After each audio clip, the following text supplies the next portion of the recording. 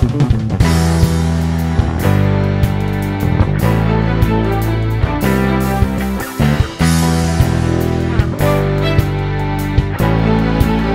Bapak Ibu Saudara yang dikasihi Tuhan. Bagaimana kabarnya sekarang, hari ini, saat-saat ini?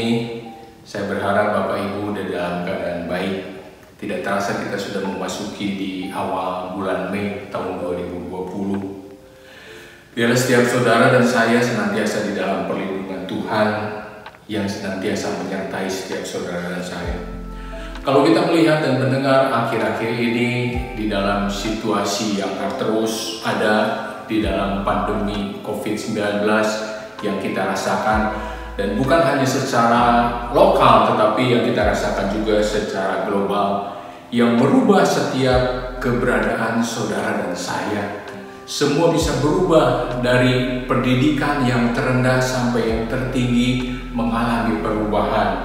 Tempat yang biasanya kita bisa kunjungi sekarang tidak bisa dikunjungi. Usaha yang bisa kita jalani akhirnya tidak bisa kita jalani. Banyak tempat usaha, banyak perusahaan, banyak karyawan yang mengalami juga tekanan. Orang yang tadinya bisa berpenghasilan hari-hari ini juga ada yang tidak bisa mendapatkan hasil apa-apa. Saudara, orang sedang ada di dalam tekanan jiwa. Selama orang harus tetap mengeluarkan untuk biaya makan, biaya sekolah, dan biaya yang lain-lain, sementara pemasukan yang diterima tidak seperti yang kita biasa jalani hari demi hari. Saudara, banyak usaha yang saudara perhatikan juga harus ditutup akhir-akhir ini. Itu yang membuat banyak orang mengalami tekanan di dalam jiwanya, di dalam keadaannya. Banyak orang stres, banyak orang terpukul, banyak orang berpikir lain-lain, saudara.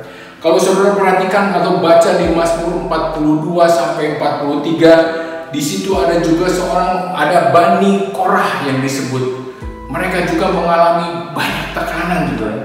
Ada 3 kali dikatakan di Mazmur 42 sampai 43 ini. Dia mengatakan di 42 ayat 6, "Mengapa engkau tertekan, hai jiwaku, dan gelisah di dalam dirimu? Berharaplah kepada Allah, sebab aku akan bersyukur lagi kepadanya, penolongku dan Allahku." Saudara, di ayat 42 sampai 11 hal yang sama dikatakan, "Mengapa engkau tertekan, hai jiwaku?" Di ayat Mazmur 43 ayat 5 dikatakan, "Mengapa engkau tertekan, hai jiwaku?" Bani Korah tidak menutupi keadaannya. Seperti mungkin yang sedang kita alami akhir-akhir ini juga. Banyak orang mengalami tekanan jiwanya. Banyak orang mengalami pergumulan yang tidak pernah disangka akan menghampiri setiap saudara saya.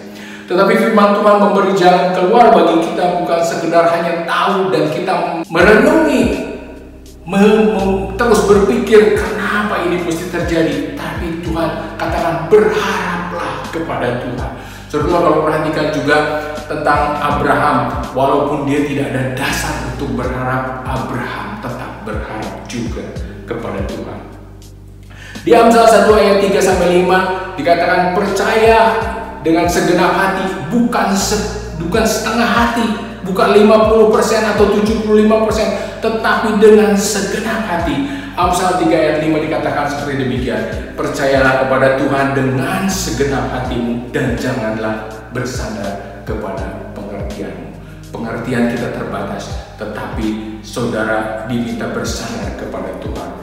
Di Yeremia 17 ayat 7 dikatakan, "Diberkatilah orang yang mengandalkan Tuhan dan yang menaruh harapannya kepada Tuhan." Jangan andalkan yang lain, jangan andalkan pengertian diri sendiri, jangan andalkan kekayaan, jangan andalkan kepandaian.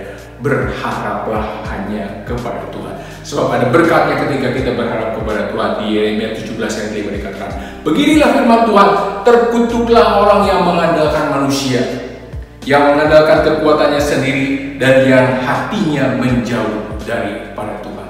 Jangan menjauh daripada Tuhan. Di hari-hari yang sedang menekan ini, di keadaan yang sedang menekan ini, tetaplah berharap dan bersandar kepada Tuhan. Ayat terakhir, Amsal 3 ayat 26 dikatakan, "Karena Tuhanlah yang akan menjadi sandaranmu dan akan menghindarkan kakimu dari jerat. Terima kasih saudara, biarlah hari-hari ini jangan sampai jiwa kita tertekan, biarlah keadaan yang sedang menekan ini tetap bersandar dan berharap kepada Tuhan. Terima kasih, Tuhan Yesus berkati.